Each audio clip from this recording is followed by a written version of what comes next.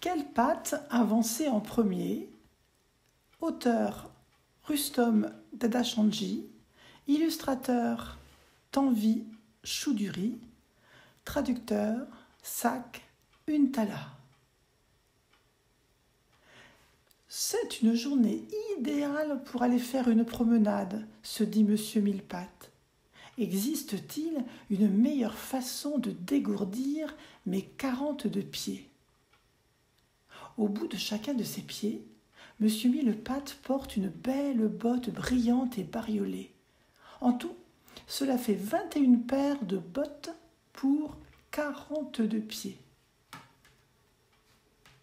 Qui d'autre que dame demoiselle pouvait-il rencontrer en premier? « Oh, vous avez de grandes bottes, dit-elle. Dites-moi, monsieur Millepattes, quelle patte avancez-vous en premier lorsque vous marchez ?»« Eh bien, celle-ci, bien sûr, répond monsieur Millepattes en soulevant la patte numéro 2. Non, attendez, plutôt celle-là, ajoute-t-il en soulevant la patte numéro 4. « Les jolies bottes !» s'exclame le gros scarabée. « Dites-moi, monsieur Millepattes, quelle patte avancez-vous en premier lorsque vous marchez ?»« Mais quelle question idiote !» s'emporte monsieur Millepattes. Il soulève la patte numéro 3, puis la repose aussitôt pour soulever la patte numéro 6 à la place. « Que se passe-t-il » demande la vieille fourmi. « Chut ! Le pauvre monsieur Millepattes est très embrouillé, murmure dame demoiselle. Depuis tout à l'heure, et malgré ses très nombreuses bottes, il n'a pas réussi à avancer d'un pas. »« C'est vrai, ça ?» interroge la vieille fourmi en soupirant.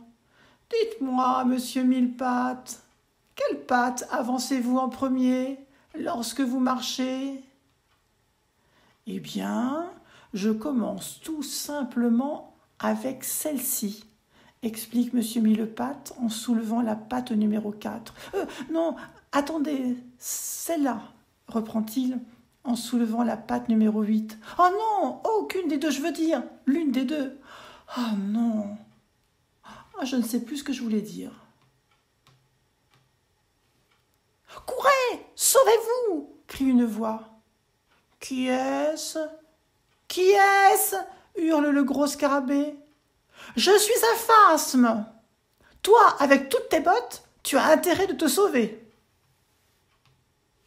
J'ai repéré un merle, » chuchote le phasme.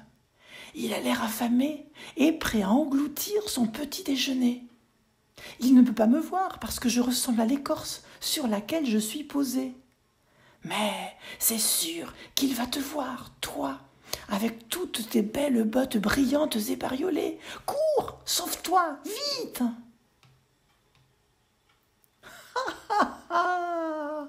ricane le phasme. « Mais qu'y a-t-il » demande madame araignée qui passait par là. « Et il n'y a pas de merle, dit le phasme, c'était une blague. Je voulais voir toutes ces bottes en train de courir. Eh bien, je peux vous assurer que monsieur Millepattes sait courir. » N'est-ce pas curieux que monsieur Millepattes ait eu tellement de mal à avancer d'un pas, mais aucun problème pour courir? Cela pourrait arriver à n'importe lequel d'entre nous. Nous faisons certaines choses tous les jours sans nous en rendre compte, comme cligner des paupières ou bouger les mains en parlant. Mais si nous prêtons attention à nos clignements de paupières ou à la façon dont nous bougeons les mains, cela peut nous embrouiller. On appelle cela le dilemme du Millepattes ou la loi de Humphrey.